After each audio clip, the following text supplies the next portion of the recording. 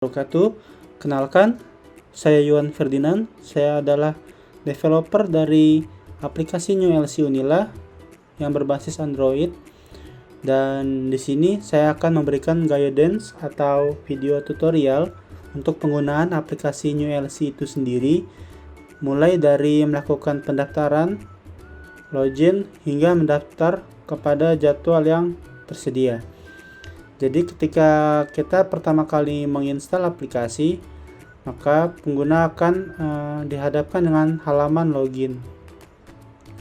Dan kalian hanya perlu melakukan login untuk pertama kali menggunakan akun yang kalian miliki, yaitu menggunakan npm. Karena untuk beberapa user itu sudah diimport datanya dari database yang lama atau sistem yang lama ke sistem yang baru. Jadi kalian bisa langsung saja mencoba login menggunakan npm kalian, dan untuk password bisa nanti diberikan pemberitahuan oleh admin. Namun apabila kalian mengalami kegagalan dalam melakukan login, kalian dapat menekan halaman atau tombol daftar di sini ya. Nah, di sini kalian akan melihat beberapa form isian untuk melakukan pendaftaran. Dan sebagai catatan, untuk setiap isian ini perlu diisi, tidak boleh ada yang kosong. Dan untuk pilihan status itu ada dua ya, mahasiswa dan umum, dimana apabila kita memilih mahasiswa, maka akan muncul isian baru, yaitu npm, fakultas, dan prodi. Harap diisi dengan baik dan benar, terutama pada bagian npm, karena untuk npm sifatnya unik, alias jika kalian menggunakan npm orang lain, typo atau apapun, maka pendaftaran akan gagal. Dan jika kalian klik umum, maka akan diminta memasukkan NIK gitu. Dan ketika kalian selesai mengisi semuanya, tinggal klik daftar, maka akan dikirimkan email verifikasi ke email yang kalian daftarkan di sini, seperti itu. Dan kalian perlu melakukan verifikasi email dan login ke website yang di redirect ya dari login tadi. Jadi setelah kalian melakukan verifikasi, kalian login. Dan di sini saya memiliki akun ya, sudah memiliki akun, akan menggunakan akun saya.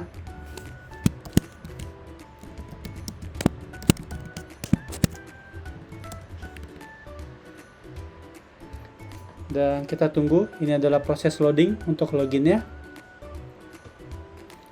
Nah, di sini merupakan tampilan awal dari New LC Android.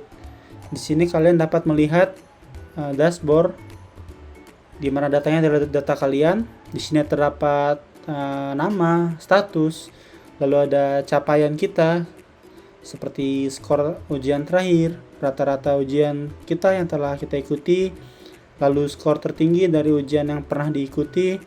Lalu di sini yang bagian bawah terdapat jadwal ujian, di mana ada ujian terdekat dan ujian selesai. Ujian terdekat ini teman-teman merupakan ujian yang akan datang ya, yang akan datang dan paling cepat gitu. Jadi jika kalian memiliki 3 jadwal seumpamanya, maka jadwal yang terdekatlah yang akan tampil di kontainer ini. Dan ini untuk ujian selesai adalah jadwal ujian terakhir yang telah kalian ikuti, seperti itu. Dan di sini terdapat button lihat OWASP ya. Ini merupakan sistem OWASP di mana ketika kalian mengetuknya, maka akan muncul tampilan web view.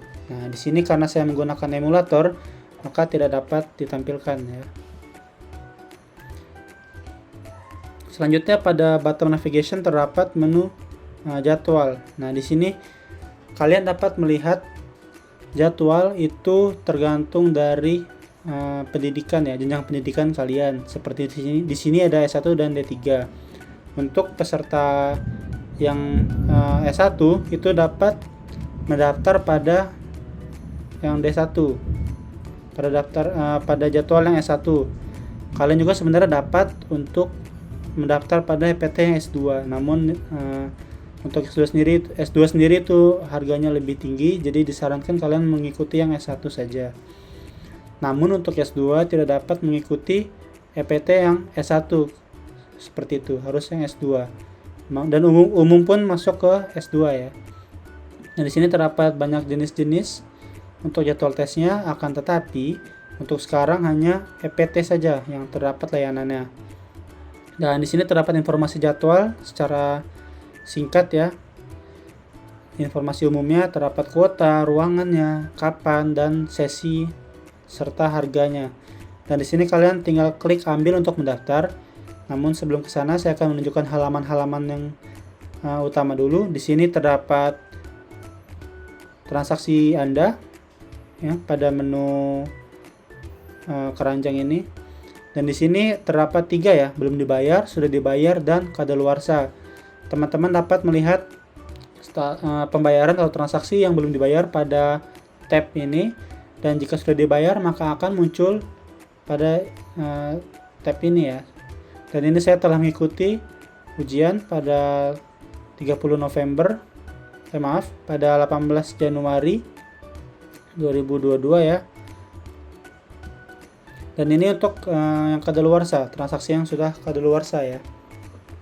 Selanjutnya, ketika kita telah membayar tadi, maka tiket kita atau kartu peserta kita akan aktif, dan itu akan muncul di sini pada bagian aktif ujian Anda ya, pada halaman ujian Anda dan aktif.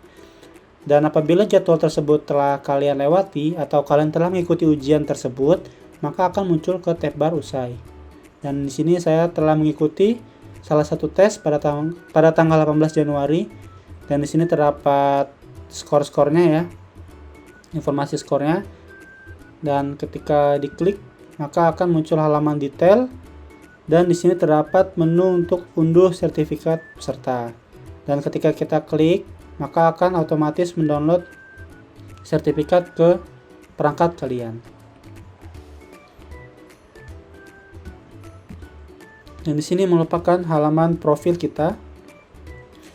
Dan untuk catatan, kalian tidak akan bisa membuka halaman jadwal tes kecuali kalian telah melengkapi biodata, di mana biodata tersebut termasuk dari foto profil, alamat, nomor telepon dan sebagainya. Kalian dapat melihat di ubah biodata ya, tombol ubah biodata ini. Dan di sini kalian akan dihadapkan dengan form. Dan untuk defaultnya, jika kalian belum mengisinya, maka di sini tulisannya akan belum diatur, dan kalian perlu menggantinya menjadi data-data kalian, atau kalian tidak akan bisa mendaftar pada jadwal yang kalian inginkan. Termasuk juga untuk foto profil harus diganti, dan di sini terdapat notis ya, foto profil wajib diisi dengan foto formal, seperti itu. Karena untuk memudahkan verifikasi peserta ketika ujian akan dimulai. Dan di sini terdapat tombol roda. Di sini terdapat settingnya, di mana kalian dapat melihat informasi mengenai akun, biodata kalian, tentang aplikasinya, dan melakukan logout. Dan di sini terdapat juga versi dari aplikasi yang kalian install ini, dan yang terbaru adalah versi 8 untuk saat ini, yaitu video ini dibuat per tanggal 18 Juni 2022. Dan ketika kalian klik akun, maka akan muncul email, nomor telepon, dan menu untuk ganti kata sandi. Kalian dapat melihat dapat mengganti kata sandi kalian pada menu ini, dan kalian perlu memasukkan kata sandi lama dan kata sandi baru yang akan kalian gunakan. Selanjutnya untuk biodata, yaitu biodata lengkap kalian ya, mulai dari NPM, email, nama, tempat bekerja, dan seterusnya. Dan perlu diperhatikan di sini untuk mahasiswa S1 dan D3 ataupun S2, untuk pekerjaan dan tempat bekerja akan belum diatur karena di sini terhitungnya masih mahasiswa. Namun untuk umum, untuk pekerjaan dan tempat bekerja perlu diisikan, dan itu akan tampil pada menu ubah biodata yang telah kita perlihatkan sebelumnya. Dan di sini adalah menu untuk logoutnya. Selanjutnya ke menu jadwal. Nah, di sini jika kita lihat ya, banyak sekali pilihannya. kalian tinggal pilih salah satunya dan klik ambil ya. Di sini saya akan mensimulasikan. Nah, di sini terdapat kode tesnya. Oke, mungkin sebagai contoh, di sini saya akan membuat satu jadwal untuk S1 dan akan kita gunakan sebagai simulasi. Oke, teman-teman, di sini saya telah memberikan atau membuat satu jadwal untuk uji coba ini. Dan di sini saya akan mendaftar pada suatu ujian dan saya klik ambil di sini. Kalian juga dapat mengklik ambil ketika ingin daftar suatu jadwal, maka aplikasi akan memproses transaksi ini. Jadi mohon ditunggu sebentar selama masih memproses. Nah, di sini transaksi Anda ya, pada menu transaksi Anda pada tab belum dibayar, maka akan muncul nih tagihan kalian. Berikut dengan informasinya seperti tanggal tes, kadaluarsanya kapan, dan tanggal transaksinya itu kapan. Dan di sini terdapat status ya, belum dibayar. Kalian dapat mengklik tombol bayar. Nah, di sini udah ada nih kode VA-nya. Jadi kalian dapat membayarnya melalui ATM ataupun m-banking BNI ya. Dan di sini saya akan mencoba melakukan pembayaran. Oke, di sini saya telah melakukan pembayaran ya. Dan di sini daripada saya menunggu ya, jika sudah melakukan pembayaran, saya dapat melakukan cek status pembayaran. Kalian tinggal klik cek status pembayaran. Di sini aplikasi akan mengecek untuk pembayaran kalian ya. Dan ya, sudah terbayar ya di sini. Di sini sudah terbayar. Ini kan, benar kan? Untuk tanggal tesnya 21 Januari ya, valid ya. Dan ketika kita buka, statusnya sudah dibayar. Kode VA-nya yang tadi ya, benar. Oke. Dan karena sudah dibayar, maka otomatis jadwal ini aktif untuk kita gitu. Kita bisa mengikutinya. Dan kita lihat di bagian ujian Anda ya. Di sini terdapat cardnya. Status tiket aktif dan kita klik oke. Nah, di sini teman-teman terdapat informasi mengenai tiket kalian. Mulai dari nama pesertanya ya, jenis ujiannya, tanggal tesnya, kode virtual akunnya, bahkan QR code-nya. Nah, untuk QR code-nya ini kalian dapat membawanya ketika ujian berlangsung. Jadi kalian tidak perlu repot-repot untuk ngeprint tiketnya atau kartu ujiannya yang biasa kalian lakukan sebelum sistem ini dibuat ya. Kalian tidak perlu, cukup membawa HP-nya dan tunjukkan QR code ini kepada admin di UPT Bahasa ketika kalian ingin memasuki ruangan seperti itu. Atau jika kalian khawatir ketika di sana sinyal kalian buruk atau bad connection ya, jadi tidak bisa membuka aplikasi, kalian dapat mengunduh tiket peserta di sini. Nah, di sini akan otomatis ya terdownload. Dan ini bisa kalian print dan bawa ke UPT Bahasa seperti ujian-ujian yang sebelumnya ya.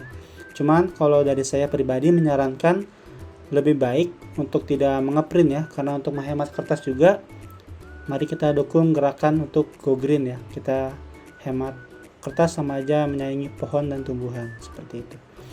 Dan apabila telah usai, maka di sini akan muncul. Dan di sini karena saya belum ujian ya, karena ini masih 21 Juni maksud saya, maaf. Di sini tidak tampil. Dan ini adalah ujian sebelumnya yang telah saya lalui seperti itu. Mungkin itu saja ya tutorial dari saya. Baiklah, jika ada salah kata saya mohon maaf. Wassalamualaikum warahmatullahi wabarakatuh.